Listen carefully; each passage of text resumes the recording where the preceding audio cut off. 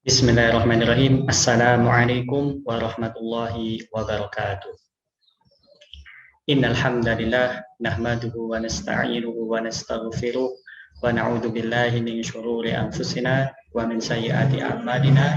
May yahdihillahu fala mudilla lahu wa may yudlil fala hadiya lahu. Asyhadu an la ilaha illallah wahdahu la syarika lahu wa asyhadu anna Muhammadan abduhu wa rasuluh.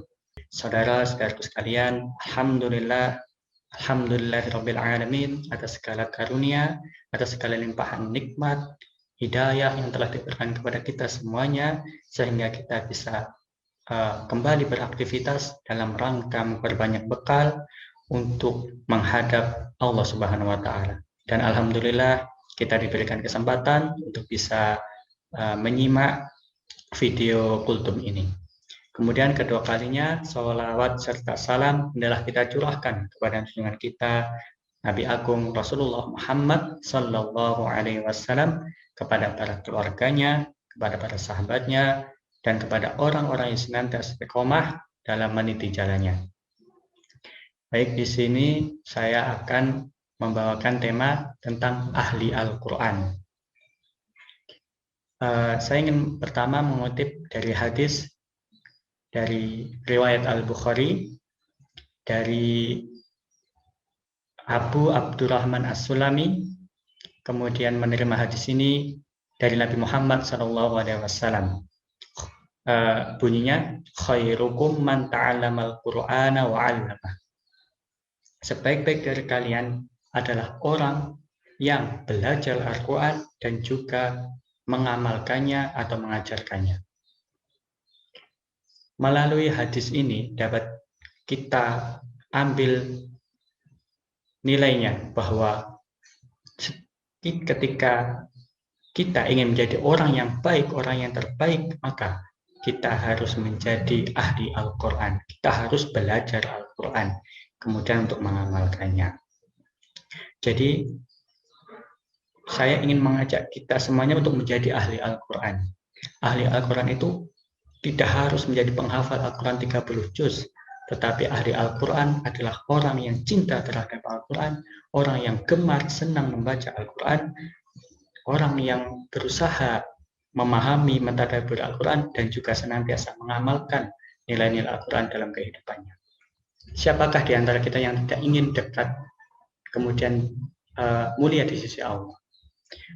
Setiap orang yang dekat dengan Al-Quran pasti akan menjadi mulia, insya Allah. Contoh, kita ambil contohnya. Al-Quran turun lewat perantara malaikat Jibril. Nah, malaikat Jibril naik status menjadi Sayyidul Malaikah, penghulu para malaikat. Al-Quran turun kepada Nabi Muhammad, maka Nabi Muhammad menjadi Sayyidul Anbiya, pemimpin para nabi. Al-Quran turun dalam satu hari, di hari Jumat, maka hari Jumat menjadi Sayyidul Ayyam.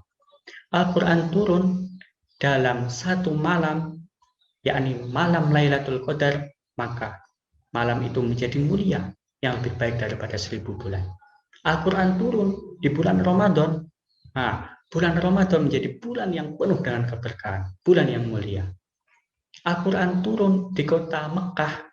Mekah menjadi Mekah Al-Mukarramah, menjadi kota peradaban. Kemudian Al-Quran turun di Yasrib, berubah menjadi Madinah Al-Munawwarah. Demi Allah, bahwa Al-Quran itu singgah dimanapun akan menjadi cahaya bagi sekitarnya, akan menjadi mulia sekitarnya. Tetapi Allah juga berfirman di dalam Al-Quran, surah Fatir ayat ke-32, bahwa Al-Quran ini diwariskan oleh Allah terhadap hambanya yang dipilih. A'udzubillahi minasyaitonirrajim. Bismillahirrahmanirrahim. Tsumma awrathnal kitaba alladziina istafaina min ibadina faminhum dzalimun li nafsihi wa minhum muqtasid wa minhum sabiqum bil khairati biidznillah. Dzalika huwal fadlul kabir. Ya, artinya, kemudian kami wariskan Al-Quran itu kepada hamba-hamba kami yang dipilih. Tapi di antara mereka, faminhum dzalimun li nafsihi, zalim terhadap diri sendiri, wa minhum muqtasid, wa minhum sabiqum bil khairat, Ada yang pertengahan dan ada yang sabiqum bil khairat, berlomba dalam kebaikan. Dzalika huwal fadlul kabir, dan itulah kemuliaan yang besar, kemuliaan yang agung. Nah, Allah mewariskan Al-Quran ini kepada tiga golongan, klasifikasi dari ahli Quran. Yang pertama, zalimul li nafsi, zalim terhadap dirinya sendiri. Zalim ini artinya menempatkan sesuatu tidak pada tempatnya. Contoh, permisalannya ada gelas untuk minum dan gayung untuk mandi, tetapi ada orang minum menggunakan gelas, ada orang minum menggunakan gayung dan mandi menggunakan gelas. Nah, itu namanya zalim. Contohnya, ada orang yang hafal qul huwallahu ahad. Hafal, katakanlah bahwa Allah itu esa, tetapi kok malah mengatakan semua agama sama, menuju Tuhan yang sama, namun caranya beda-beda. Itu zalim namanya, karena tidak menambahkan sesuatu pada tempat.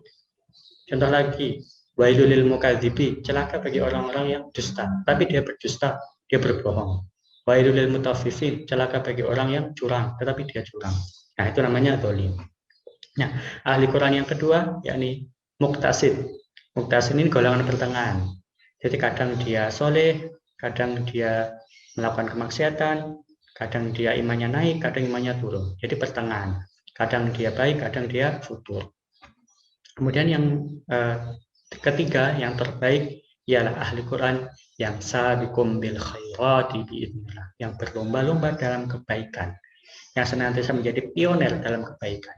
Contohnya, ketika berkumandang azan, maka ia segera langsung berangkat ke masjid untuk sholat.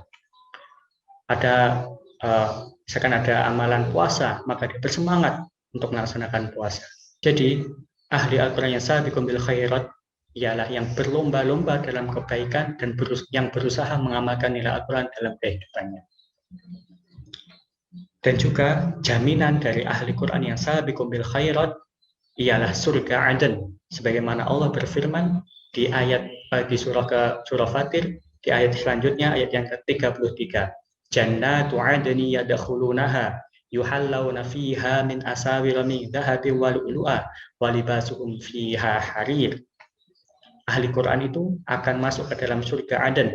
Nah, dan ketika masuk ke dalam surga Aden, maka dia diberikan perhiasan, gelang-gelang emas dan juga pakaian sutra. Serta di akhirat nanti Al-Quran akan menjadi syafaat, dan apabila seseorang benar menghafal Al-Quran, berusaha mengamalkannya, maka ia akan berpotensi bisa menggandeng kedua orang tuanya serta keluarganya untuk bersama-sama masuk ke dalam surga Allah Subhanahu wa taala. Maka dari itu, saudara-saudaraku sekalian, saya mengajak kepada pribadi saya sendiri dan juga kepada teman-teman semuanya, mari kita menjadi ahli Quran yang benar, yang sabiqum bil khairat, yakni yang cinta terhadap Al-Quran, yang berusaha memahami, membaca, memahami, mentadabburi Al-Quran, serta mengamalkan nilai-nilai Al-Quran dalam kehidupan kita, sehingga kita menjadi pribadi yang mulia, pribadi yang terbaik di mata Allah Subhanahu wa taala. Demikian kultum singkat yang dapat saya sampaikan. Apabila ada kurang lebihnya, saya mohon maaf. Billahi fi sabilil haq fastabiqul khairat. Wassalamualaikum warahmatullahi wabarakatuh.